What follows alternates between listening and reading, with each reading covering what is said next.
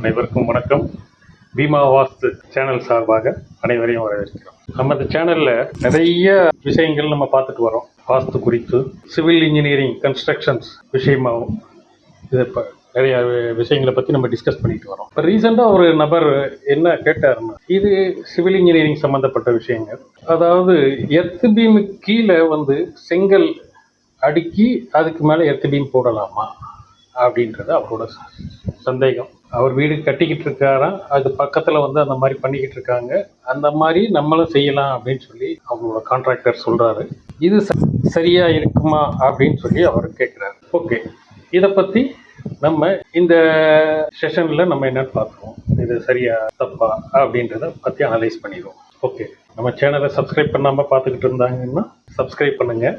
அது உங்களுக்கும் யூஸ்ஃபுல்லாக இருக்கும். ஃப்யூச்சரில் நாங்கள் கொடுக்குற வீடியோக்கள் எல்லாமே உங்களுக்கு உடனடியாக செய்கிறோம். ஓகே, இப்போ அந்த நண்பர் கேட்டது ஆக்சுவலாக பார்த்தீங்கன்னா, எர்த் பீம் ஒரு பில்டிங் கன்ஸ்ட்ரக்ஷன் பண்ணும்போது காலம், அதாவது ஃபுட்டிங்ஸ்லாம் முடித்து அது மேலே காலம் ரைஸ் ஆகி அதோட சாயில் லெவல் அங்கே எல்லா காலத்தையும் கனெக்ட் பண்ணி அந்த ரூமோட பிளானுக்கு தகுந்த மாதிரியான ரன் பண்ணுறது தான் எர்த் பீம். இந்த எர்த் பீமை அவர் கேட்குற கொஸ்டின் எர்த் பீமை நார்மலாக பிளைன் சிமெண்ட் காங்கிரீட்னு போட்டு அதுக்கு மேலே பிளேஸ் பண்ணுவாங்க. இந்த இடத்துல அவர் கேட்குறது, அந்த பிளைன் சிமெண்ட் காங்கிரீட்டுக்கு பதிலாக பிரிக்ஸு வச்சுக்கலாமா அப்படின்னு கேட்குறாரு. அதுக்கு முன்னாடி அந்த பில்டிங் எத்தனை ஃப்ளோர் கட்ட அந்த மாதிரியான விஷயங்கள் எதுவுமே அவர் நமக்கு தெளிவுபடுத்தலை. அட் த சேம் டைம் எப்பயுமே ஒரு கன்ஸ்ட்ரக்ஷன் சம்மந்தமாக ஒரு டவுட்ஸ் அப்படின்னும் போது உங்களுக்கு அங்கே அருகாமையில் உள்ள இந்த மாதிரியான விஷயங்களுக்கு ஒரு ஸ்ட்ரக்சரல் இன்ஜினியர்கிட்ட நீங்கள் கன்சல்ட் பண்ணீங்க. அவர் உங்கள் பில்டிங்க்கான கம்ப்ளீட் ஸ்ட்ரக்சரல் டீட்டெயில்ஸ் எல்லாமே கொடுப்பார். என்ன மாதிரி ராட் போட போகிறீங்க எல்லாமே அவர் கிளியர் பண்ணிடுவார்.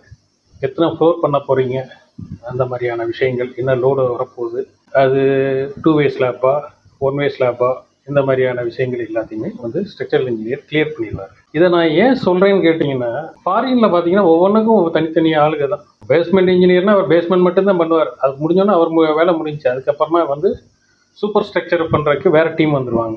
அதுக்கப்புறமா இன்டீரியருக்கு வேறு, இப்படி ஒவ்வொருத்தருக்கும் தனித்தனி அவங்கவுங்க ஃபீல்டில் மட்டும்தான் ஸ்பெஷலிஸ்ட். அடுத்தவங்களோட இதில் இன்டர்ஃபியர் ஆக மாட்டாங்க. நம்ம இடங்களில் பொறுத்த வரைக்கும் எப்படின்னா, ஒரு சிவில் இன்ஜினியரே சகலமும் இருக்கணும். அவருக்கு எல்லா விஷயமும் தெரிஞ்சிருக்கணும். ஒரு எலக்ட்ரிக்கல் விஷயமும் எல்லாமே அவருக்கே தெரிஞ்சிருக்கணும். அந்த மாதிரியான எதிர்பார்ப்பு இங்கே இருக்குது. அதே மெத்தடை தான் இங்கே ஃபாலோ பண்ணிட்டு வரோம். எல்லாத்தையுமே சிவில் இன்ஜினியரே மேனேஜ் பண்ணிட்டு போயிடுவாங்க. இது ஒரு தவறான முன் உதாரணம். அந்தந்த இது ஒரு எலக்ட்ரிக்கலுக்கு ஒரு எலக்ட்ரிக்கல் இன்ஜினியர்கிட்ட தான் கன்சல்ட் பண்ணணும். கன்சல்ட் பண்ணினா தான் உங்களோட ரெக்யர்மெண்ட்டுக்கு தகுந்த மாதிரியான எங்கே செக்யூர் பிரேக்கர்ஸ் கொடுக்கணும் வைக்கணுன்றதெல்லாம் அவருக்கு தெரியும். அது மாதிரி கொடுப்பார். ஒரு சிவில் இன்ஜினியர் டிசைன் பண்ணுறத விட ஒரு எலக்ட்ரிக்கல் இன்ஜினியர் உங்களுக்கு எலக்ட்ரிக்கல் பாயிண்ட்ஸ்லாம் கொடுத்தாருன்னா இன்னும் கொஞ்சம் நல்லா இருக்கும்ன்றது என்னோட ஒப்பீனியன். ஓகே, சரி. இப்போ நம்ம இந்த டிஸ்கஸ் பண்ணுற விஷயத்துக்கு இந்த எர்த் பீம் நானாக ஒரு கணக்கு எடுத்துக்கிறேன். ஒரு ground plus first floor G+1 இதுக்கான பில்டிங்காக இருந்தால் அதுக்கு நீங்கள் செங்கலை கீழே குத்துவசமாக அருகவசம்னு சொல்லுவாங்க. அதாவது நார்மலாக செங்கலை, அது ஃப்ளாட்டாக இருக்க செங்கலை இப்படி வைக்காமல் இப்படி வைக்கணும், குத்துவசம் அப்படின்னு சொல்லுவாங்க. அந்த மாதிரி வைக்கலாம். வச்சு அதை பக்காவாக அதை பிளேஸ் பண்ணிவிட்டு கரெக்டாக லெவலுக்கு வச்சுட்டு நல்லபடியாக பாயிண்டிங் பண்ணணும். நல்லா ரிச் மார்ட்டர் வச்சு பாயிண்டிங் பண்ணணும். பாயிண்டிங் பண்ணி மெயினாக அது லெவலுக்கு இருக்கணும். நீங்கள் போடுற எல்லா இடமே, ஏன்னா அது மேலே தான் உங்களுக்கு பீம் ரெஸ்ட் ஆக போகுது. அதனால் அது லெவலுக்கு இருக்கணும். அந்த மாதிரி லெவலுக்கு நீங்கள் அந்த பிரிக் மேஷனரியை நீங்கள் பண்ணிவிட்டு அதுக்கப்புறமா அதை குறைஞ்சபட்சம் ஒரு 10 days க்யூரிங் பண்ணிங்கன்னா அது ஒரு சாலிட் சர்ஃபேஸை கன்வெர்ட் ஆகிடும். அதுக்கப்புறம் நீங்கள் தாராளமாக பீமை அது மேலே பிளேஸ் பண்ணலாம். இதுக்கு மேலே உங்களுக்கு ஒரு சில கிளாரிஃபிகேஷன் வேணும்னா நீங்கள் ஒரு ஸ்ட்ரக்சரல் இன்ஜினியர்கிட்ட டிஸ்கஸ் பண்ணிக்கிறது ரொம்ப நல்லது. சரிங்களா? ஓகே. வேலைக்கு ஆக்சுவலாக பார்த்தீங்கன்னா அந்த பிரிக் ஒர்க் பண்ணி அதை பாயிண்டிங் பண்ணி அதுக்காக 10 நாள் க்யூரிங் பண்ணுறதுக்கு இதுக்கெல்லாம் பதிலாக பிளைன் சிமெண்ட் காங்கிரீட், PCCன்னு சொல்கிறோம்ல, பிளைன் சிமெண்ட் காங்கிரீட்டை நம்ம அந்த இடத்துல பிளேஸ் பண்ணிடலாம். பிளேஸ் பண்ணுறது உங்களுக்கு வேலை இதோட அது கொஞ்சம் சுலபமான வேலை.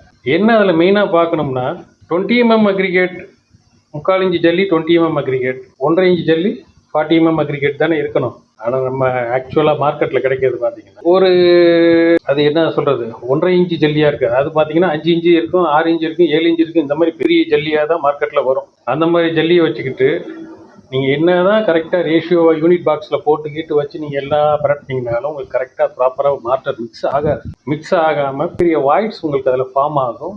அதில் ஸ்ட்ரென்த்து கிடைக்கிறதுக்கான வாய்ப்புகள் ரொம்ப கம்மி. அதனால் நீங்கள் டிபார்ட்மெண்ட் ரயில்வேஸு சென்ட்ரல் கவர்மெண்ட் ப்ராஜெக்ட்லாம் நிறையா பார்த்தீங்கன்னா அது பிசிசின்றதே கிடையாது. எல்லா இடத்துலையுமே பார்த்தீங்கன்னா வெறும் 20 mm பேலஸ்ட்டை யூஸ் பண்ணி தான் பண்ணுறாங்க. இந்த 1.5 இன்ச்சு ஜல்லின்ற கான்செப்டே இல்லை. 1.5 இன்ச்சு கிடையாது. எல்லா இடத்துலையுமே 3/4 இன்ச்சு சீவுடு ஜல்லி போட்டு தான் நார்மல் காங்கிரீட் மாதிரியே தான் பண்ணுறாங்க. இதில் உங்களுக்கு சிமெண்ட் கொஞ்சம் அதிகமாக செலவாகும், ஆனால் ஸ்டெபிலிட்டி உங்களுக்கு நல்லா கிடைக்கும். அதனால் நீங்கள் போடுற பிசிசியும் நீங்கள் வந்து 3/4 அதாவது 20 mm மெட்டல்லையே நீங்கள் பண்ணினீங்கன்னா ரொம்ப நல்லாயிருக்கும்.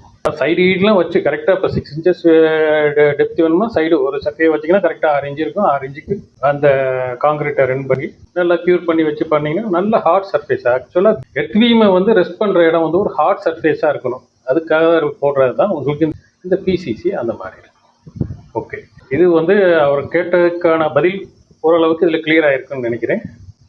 மேற்கொண்டு தொடர்ந்து எங்கள் வீடியோவை பாருங்கள். வாஸ்து குறித்த எங்களோட வீடியோக்களையும் பார்த்து எங்களுக்கு உங்களோட கேள்விகள் எதையும் கமெண்ட்ஸ் இருந்தாலும் எங்களுக்கு தெரியப்படுத்துங்க. நன்றி, வணக்கம், வாழ்க வளமுடன்.